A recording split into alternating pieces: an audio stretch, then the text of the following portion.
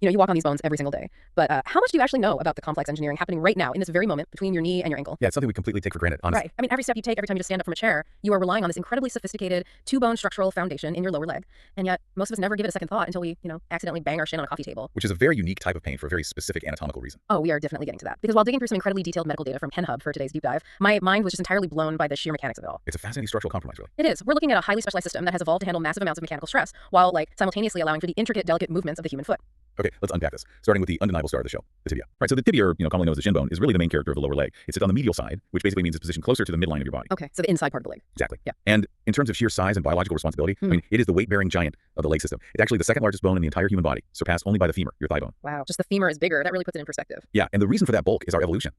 Because we are bipedal, because we walk upright on two legs instead of four, this single bone has to manage just an extraordinary amount of kinetic energy. I mean, we're not just naming body parts today. We're looking at exactly why this two-bone system evolved to keep us moving without literally crumbling under our own weight. I like to think of it like if your body's a skyscraper, the tibia is the main load-bearing pillar right on the ground floor. It just supports the weight of everything above it. That's a perfect analogy. And to manage that, the engineering at the top of the tibia, like the proximal and right where it meets the knee, is pretty remarkable. The KenHub data details these features called the medial and lateral condyles, which, well, they basically look like two slightly widened, flattened platforms at the very top of the bone. Right, they flare out. Yeah, and together they form what is known as the tibial plateau. This plateau is the exact surface that forms a joint with the massive rounded ends of the femur coming down from above. But if you visualize that, you have a lot of hard bone pressing directly against hard bone, right? With the entire weight of the human body driving them together every single time your foot strikes the ground. Which would honestly be a recipe for grinding the joint into dust if there wasn't some kind of biological buffer. What's fascinating here is how the body solves that extreme friction and pressure problem. Using fluid dynamics, right? Yeah, fluid dynamics and structural padding. Sitting right on top of that tibial plateau, literally wedged between the hard bone of the tibia and the hard bone of the femur, are the lateral and medial menisci. The shock absorbers. Precisely. They are these specialized crescent-shaped pads of fibrocartilage, but they don't just act like static rubber bumpers. They dynamically manage and distribute massive compressive forces. Wait, how do they do that dynamically? Well, when the rounded end of the femur drives downward during a step, the menisci actually deforms slightly. This increases the contact area between the two bones. By spreading that force over a wider surface area of the tibial plateau, they drastically reduce the pounds per square inch of pressure on any single point of the bone. Oh, wow. So they sort of flatten out to catch the weight. Exactly. Without the menisci, the sheer concentrated force of walking would create this pinpoint mechanical stress that would just rapidly destroy the knee joint. It's like having a high-end fluid-filled suspension system right at the top of the pillar. And just below that suspension system, on the front of the tibia, there's a distinct bump. Like if you're listening to this, you can actually reach down and feel this on your own leg right now. Yeah, right below the kneecap. Right. Run your hand just a couple of inches below your kneecap, and you'll feel a very clear, hard, bony prominence. The anatomical term for this is the tibial tuberosity. And that tuberosity serves as a highly specialized mechanical anchor point. It is where the patellar ligament attaches, which is the ligament that connects your kneecap to your tibia. Okay, so it's tying the whole knee mechanism to the shin. Right. When the massive quadriceps muscles on the front of your thigh contract, they pull up on the kneecap, which in turn pulls on that ligament. The tibial tuberosity provides the necessary leverage point, basically a fulcrum, that allows that muscular tension to swing the entire heavy lower leg forward. So without that specific bony anchor, you physically could not straighten your leg against gravity. You'd have no leverage, you couldn't kick a ball, you couldn't walk. That is wild. So the top of the bone is clearly optimized for handling the knee joint and giving the thigh muscles place to pull. But as we move down the body of the tibia, the shaft of the bone itself isn't just a basic cylinder, is it? It's actually triangular in cross-section. Yeah, and that triangular geometry is no accident. A tubular triangle is structurally incredibly stable against bending moments. Bending moments, like forces trying to snap it. Exactly, forces that would try to snap the bone in half from different directions. Because of that triangular shape, it has three distinct borders and three flat surfaces. From a functional standpoint, the most interesting of these is the medial surface. The shin, which is entirely subcutaneous. I mean, there is virtually no muscle tissue hovering that specific flat surface of the tibia. It is literally just skin, a thin layer of connective tissue, and then solid bone. And that lack of protective padding is exactly why it's so highly sensitive to blunt force trauma. The dreaded coffee table injury. Which actually brings me to one of my absolute favorite historical trivia facts from the sources. Oh, the fluke connection. Yes. This bone is so distinctly long, straight, and structurally hollow in certain animals that the word tibia actually comes from the Latin word for a tubular musical instrument.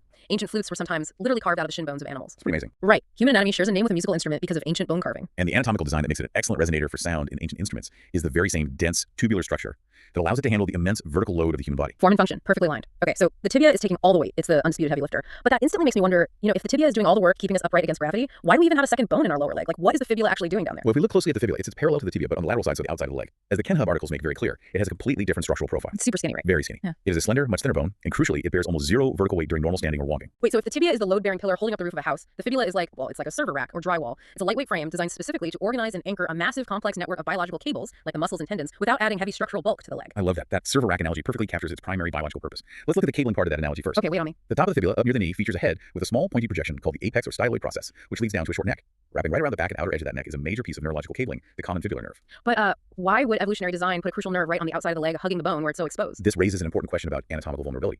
In optimizing for mobility and muscle attachment, evolution sometimes leaves critical structures exposed. So it's a trade-off. Definitely. Because the fibula is structurally thin, and because it sits right on the outer edge of the leg with a major nerve practically wrapping over its surface, it represents a unique structural weak point. The nerve has to travel from the back of the leg to the front to supply electrical signals to the muscles that lift your foot. And I guess wrapping around that neck is just the most direct route. Exactly. The path of least resistance is wrapping around the fibular neck, but that leaves it highly vulnerable to lateral impacts. We'll definitely dive into the terrifying realities of what happens when that weak point takes a hit in a minute. But first, I really want to talk about how these two very different bones, the giant pillar and the delicate server rack, physically connect to become a functional unit. Sure. So they connect at three distinct mechanical junctions. Up near the knee, you have the proximal tibiofibular joint. The structure here allows for a tiny bit of gliding movement. Almost like a microshock absorber for rotational forces. Yeah, that's a good way to put it. Then running down the entire length of the two bones, we have the middle joint. But the sources describe this not as a traditional joint with cartilage, but as a massive sheet. Right, the interosseous membrane. Exactly. Imagine a very tough, highly tensioned fibrous sheet that physically tethers the long shafts of the tibia and fibula together. Like a sail strung between two masts. Yes. But beyond just holding the bone parallel, this membrane acts as an impenetrable wall. It perfectly separates the muscles in the back of your calf from the muscles in the front of your shin, creating distinct, sealed anatomical compartments. So if you flex your calf and then point your toes up to flex the front of your shin, you are activating muscle groups that are completely physically isolated from one another by that fibrous wall. You've got it. So it's structural support and a biological room divider. What about the connection at the bottom, by the ankle? Down near the ankle, the bones are locked together by the distal tibiofibular joint. This junction utilizes a syndesmosis, which is a dense, incredibly strong band of fibrous connective tissue. A syndesmosis. Sounds heavy duty. It is. It allows for virtually zero movement, acting like a heavy-duty clamp binding the bottom ends of the bones together just above the ankle. Which brings us back to the server rack analogy. The sheer amount of muscle attached to these two bones is staggering, but they manage entirely different mechanical tasks. The heavy-duty tibia serves as the anchor point for the massive upper leg muscles coming down from the thigh. Like the quadriceps we talked about. Right. For example, we already talked about the quads pulling on the tibial tuberosity to straighten the leg. The tibia anchors the heavy machinery. While the slender fibula is absolutely covered in complex muscle attachments dedicated to fine motor control, you see the round shape of a single bone wouldn't provide enough surface area for all these distinct muscles to originate. So the fibula steps in to provide that necessary real estate. Exactly. It acts as the anchor for the muscles that control the precise, multi-directional movements of the foot and toes. So instead of just listing out a bunch of Latin muscle names, let's look at the mechanics. The fibula provides the anchor for muscles on the outside of the calf that reach all the way down and loop under the foot like a stirrup, right? Yes, the fibularis muscles. And they act as a pulley system. When those muscles contract against the fibula, they pull the outer edge of your foot upward and outward, which is essential for adjusting your balance when you step on a rock or uneven ground. The fibula is a highly optimized scaffolding. It allows for this vast array of complex biological pulleys and levers without adding the heavy, dense bone mass that would be required if the tibia had fundamentally changed its shape to do it all alone. The efficiency of that design is incredible, but I have a major pushback here based on the anatomy. Oh, let's hear it. If the fibula isn't meant for weight bearing, why does it bother extending all the way down to form the outside of the ankle joint? Like, if you reach down and feel your own ankle right now, that hard bony bump on the inside is the bottom of the tibia. The medial malleolus, yes. But that hard bony bump on the outside is the bottom of the fibula. Why stretch all the way down to the foot if it's not taking the physical weight of your body? That's a great observation. If we connect this to the bigger picture of evolutionary biomechanics, human bipedal walking requires a highly stable hinge at the bottom of the leg. Okay, hinge. The ankle joint, specifically called the ankle mortise, relies on mechanical pincer grasp. The bottom of the tibia forms the medial malleolus, the bump on the inside. The bottom of the fibula extends downward to form the lateral malleolus, the bump on the outside. So they act like a bracket. Just like a carpenter's mortise and tenon joint. The tibia and fibula create a deeply recessed, stable socket, and the talus bone of the foot fits snugly right inside it. I see. So the fibula doesn't need to bear the downward vertical weight. Instead, its physical presence acts as a rigid lateral boundary. It keeps the talus bone from sliding sideways out from under the leg. It fences it in. Exactly. Furthermore, that outer bump acts as a physical pulley block to change the direction of the tendons running down to the foot, and it serves as the vital anchor point for the ligaments that tie the foot to the leg. So the tibia handles the crushing vertical drop of gravity, and the fibula provides the lateral security guard, keeping the whole foot locked in its track. That's exactly it. Without the fibula extending down to bracket the outside of the ankle, the moment you stepped on an uneven surface, your foot would just slide horizontally out from under your shin, and the joint would just collapse. It would completely dislocate, yes. That is mind-blowing. But of course, because this engineering is so rigid and precise, it introduces the potential for catastrophic failure. The very rigidity that makes the tibia a great pillar also makes it brittle under the wrong type of force. Let's look at the clinical realities of what happens when these bones break. It's important to look at because despite its incredible density and strength, the tibia is the most frequently fractured long bone in the human body. Which feels like a contradiction until you realize the physics of how we use our legs. The sources note that breaking the tibia requires massive, high-impact trauma. We're talking about car crashes, falls from significant heights, or high-speed skiing accidents. Right, you have to subject the bone to overwhelming force to compromise its structure. And here's where it gets really interesting. The specific pattern of the fracture tells a direct story about the physics of the force that was applied to the bone. Because bones break according to the laws of physics. I absolutely do. If a rotational torque is applied to the leg, say a skier's foot is firmly planted in the snow, but their body violently twists around that planted foot, the bone experiences a twisting shear force. That generates a spiral fracture. The break literally wraps around the shaft of the bone like a corkscrew. Exactly. Conversely, if the trauma involves a bending moment like an angular force, say a direct heavy blow to the side of the shin from a car bumper, the bone bends until it snaps. And that generates a transverse fracture, where the break snaps straight across horizontally, or an oblique fracture, where it breaks cleanly at an angle. And this circles right back to the anatomy we discussed earlier. The medial surface of the tibia being subcutaneous, just skin and bone. We all know the blinding pain of banging our shin. It's terrible. Because there is zero muscle padding to absorb an impact on the front of the shin, if you suffer a severe transverse fracture from a direct blow, the tibia is highly prone to becoming an open fracture. The blunt force breaks the bone, and the sharp ends easily puncture right through that thin layer of skin. Which immediately introduces severe clinical complications. Most notably, a high risk of deep bone infection, since the sterile internal environment is exposed to the outside world. This sounds horrific. How do they even fix that? Well, the modern surgical treatment for these severe tibial fractures is a marvel of engineering in itself. To fix the pillar, surgeons often utilize intramedullary titanium nails. Intramedullary, what does that mean? They essentially hollow out the center canal of the bone shaft and drive a thick, solid titanium rod straight down the inside of the tibia.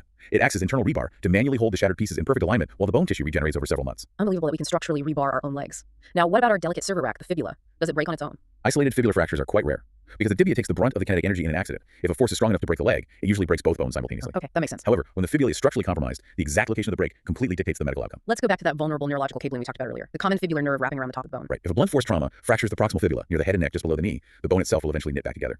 But the kinetic energy of that impact often crushes or stretches that nerve wrapping tightly around the bone. And nerves do not like being crushed. No, they don't. Yeah. If that electrical pathway is damaged, the brain can no longer send signals to the muscles in the front of the leg. The patient develops a severe neurological condition called foot drop. Because the muscles that act as the pulleys to lift the foot upward are suddenly completely offline. Exactly. Without those muscles firing, the patient loses the mechanical ability to point their toes upward toward the sky.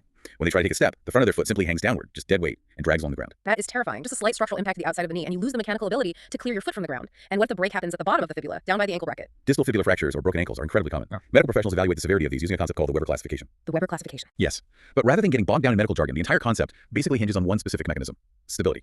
The classification is entirely based on where the fibula snaps in relation to that tough fibrous band we discussed. The syndesmosis. Right, the syndesmosis that clamps the bottom of the two bones together. Wait, I think I see the logic here. If that strong fibrous band is holding the bottom of the tibia and fibula firmly together to create the socket for the foot, then the real danger of a broken fibula isn't just the bone itself, it's whether or not that break compromises the band. You're spot on. So if the fibula snaps below where the band attaches, the socket itself stays clamped together. It's painful, but the foot is structurally stable. But if the force goes high enough to snap the bone above the band, the kinetic energy has to travel directly through that clamping ligament to break the bone higher up. That means the ligament violently tears. The heavy-duty clamp is destroyed. Oh wow. When that happens, the tibia and the fibula pull apart from each other. The deep socket that holds the foot essentially unzips. The talus bone of the foot acts like a wedge, driving up between the separated bones, and the entire ankle joint becomes catastrophically unstable. Unzipping your ankle, that is a brutal visual. It is. A break high up requires open surgery with metal plates and screws to physically pull the bones back together and reconstruct that torn ligament wall. It perfectly highlights how critical that lateral malleolus, that outside bump, truly is. Even though it's not bearing your vertical weight, if it detaches from the system and the bracket unzips, the whole ankle just fails. Guilty. Which brings up one last clinical insight from the KenHub data. Stress fractures. We tend to visualize bones breaking from a single massive violent trauma, but stress fractures of the fibula are remarkably common, particularly in military recruits and endurance athletes undergoing rigorous training. Yeah, these fractures typically appear in the lower third of the bone, or sometimes near the neck. A stress fracture is a really fascinating physiological failure.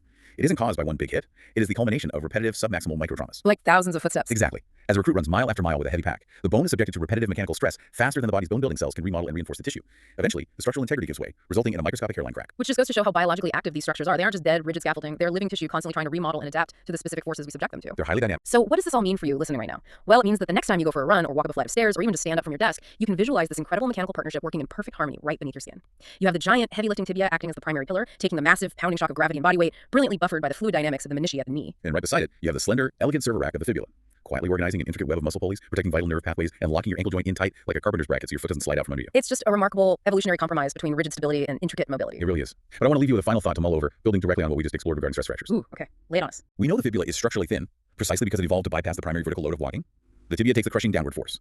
But given that stress fractures so frequently appear in the slender fibulas of marathon runners and military recruits after thousands of miles of heavy footfalls, could it be that this supposed non-weight-bearing sidekick is actually doing vital hidden work? Wait, like what? Is it possible that the fibula is actively absorbing far more subtle, high-frequency vibrational shock from our foot strikes than its delicate profile suggests? Oh wow, like a tuning fork dispersing the energy. That is a fascinating biomechanical mystery to walk away with. Literally. Thank you for taking this deep dive with us.